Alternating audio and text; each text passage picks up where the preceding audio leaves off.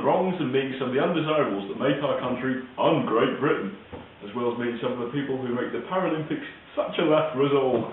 We'll also be talking about deprecation and how it's supposedly seen as wrong in our politically correct society.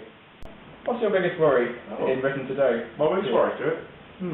I don't know, possibly the fact that Britain doesn't seem to be Britain anymore. Yes. You know, I think there's something wrong, isn't there? There is. So we'll be talking to a man who claims that it's alright for people like him to live in Britain, but, you know, we all know better, don't we, ladies and gentlemen? Is multiculturalism good for Britain? That's what we'll be asking. Well, no, Stuart, it isn't. Well, that's what we'll be asking him. Right, well, we know it isn't now. Well, Mohammed. Hi there. Is that your name then? Mohammed, is it? Yeah, Muhammad Ali. Mohammed Ali? Like the boxer? Yeah, like the boxer. Woo woo! Yeah, do you do a bit of boxing, do you? No, I don't actually. I'm a football coach. Do you get into lots of fights, though? Try to avoid fights if I can. But it's inevitable, isn't it? I mean... Well, tend to stay away from fighting if I can. It's in your nature, though, isn't it, really? I don't really know what you mean by that. I think, on a level you do. That's subconscious level, maybe. Maybe. I'm not so sure. Did you manage to get through security alright this morning? There's a bit of bother, but... Any trouble wiring you up? I don't mean the bomb. No problems there. Good. Didn't bring any knives? No, I don't carry knives. Well, obviously if you're cooking though. Yeah, obviously when I'm cooking I'll try and use a knife. I think there's a bit of a stigmatism attached to non-white youth carrying knives these days. That may be something that we need to address. Well, you know, I'm not sure about that because basically whenever you see the news there's always some bloody hooligan getting, you know, walking down the street with a knife, goes up to a nice elderly person, stabs them in the face. It happens all the time. You see it all in the papers every day. You know, I think you're the one who's responsible. I don't think you can blame just one person really, especially me, because, I mean, how am I held responsible for the actions of loads of different people? It doesn't really make sense. Well, I mean, Stuart, I know you've had some problems with these types of people. Well, I did. Yes. I've told people before. I was at the shops and I was approached by one, and had some kind of thing under their jackets, and I was worried it was a knife or a bomb. It was a clipboard. Oh, well. They went up to the Taliban, were they? No. No. Bananas. Oh. Well, it was scary. I've heard a lot of charities are funding terrorism these days, so maybe it was part of that. Anyway, Mohammed. Yep. If I interrupt for a minute. So today is the anniversary of September 11th. You got any plans? No, just go back home and relax with my family really. And where do you call home? Afghanistan, you're at? England. Is that in the Middle East? No, it's in outskirts of London. Oh, lovely. It's an alright area. Well, thank you very much for talking to us today. Yeah, it's been a pleasure. I hope you have a nice day, don't get into any trouble. Likewise to you. Leave the building quickly. Yeah, thanks a lot.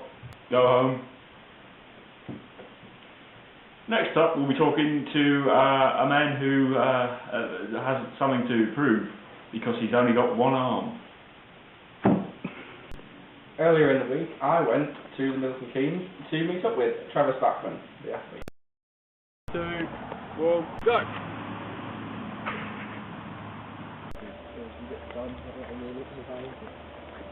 So tell me about the heptathlon, the event that you take part in. Well, obviously we cover a number of different sports in it. Running, cycling, swimming, horse riding. Horse riding? Shooting. Yeah. Does the horse have to be disabled? No. Are you taking part this year? Looking forward to getting your hands on a couple of goals? Well, yeah, maybe. One hand, yeah. Have you got any other hobbies? I mean, obviously Paralympics can't be all of your life, can it? No, I do like to play golf as well. Right. Do you have a handicap? You just turn.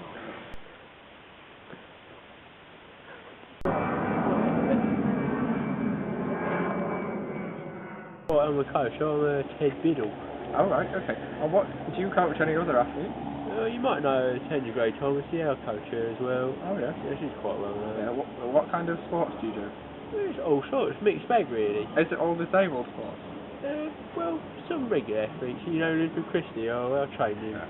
How do you find the differences? Is it It's not that much different really. more difference between women and men than between normal people and disabled people? I wouldn't really say that, no, they're a good bunch, train hard and, try to achieve their goals. So, you work with a lot of disabled people. What are your views on disabled people? Well, personally, I think that they might be disabled because they did something wrong in their previous lives, and there's a part of that reincarnation process if they're disabled. Alright, okay. And what do you think Terry Spackman did in his previous life? Terry Spackman? Well, I don't know, maybe rape or murder, who knows? Something with his arm. Yeah, maybe he punched a woman with his arm. And now it's been taken away. Karma. Yeah, perhaps, yeah. Tell us about your setup here. Well, it seems to be a garden. Well, yeah, at the moment, Terry, yes, it is. It's a garden because we don't have any money. We don't get given any money from the government. They refuse to Give it fund to all the young kids and... Well, yeah. Some of them are my very close friends. For example, my best friend lives in France. How did you decide that the Paralympics was for you? Well, obviously, when I lost my arm when I was 7 in a tragic tractor accident. I was an athlete. I was a junior athlete, and obviously I had to go into something else. And it was the fact I lost my arm. I went into the Paralympics. Hey, so can I slide Stuart? He was a good lad, a good chap, yeah. Was he? Really nice, hard work. Like a mate, well, he actually dedicated to, Absolutely. He's really ready to grasp the challenge. with both hands. Well, I don't know. He's only got one, hasn't he? Yeah. Silly. It's great, very, very. Yeah, anyway, as we were talking about earlier, we were talking about how political correctness in Britain is just bloody disgrace, isn't it, Stuart? Yeah, it is. It So, really is. I decided to take things into my own hands, as you can see here.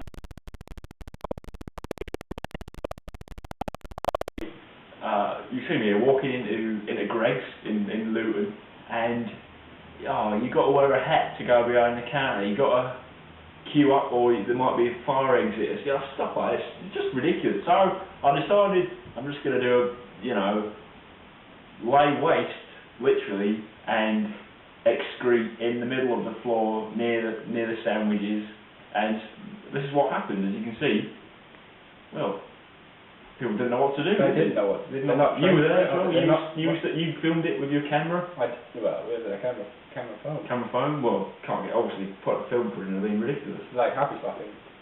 Well, it was more like, we can't say that on TV, can we, Stu? But I think it had the desired effect because. They were in mayhem. Yeah, they were all over the place, and that really They're showed. not trained for it. Exactly, and they showed. Well, they probably are, to be honest, because they're trained for everything these days, wasting taxpayers' money. Do you know how much money I have to pay to emergency procedures for people doing a dump on the floor? Don't know. I think it'd be about £10 a week each. £10 a week each time it happens. It multiplies twice every time it happens. What? Alright. That's what I heard. That's what I heard in the Daily Mail. Yeah, that's probably true. After the break, we'll be getting some proper English reviews from our man on the street, Barry Higgins, as well as meeting a good friend of ours who's been in some hot water recently over some rather daft claims. And we'll be joining Northern man Brendan Elstrom, who shows us how families in the north managed to survive in the wilderness.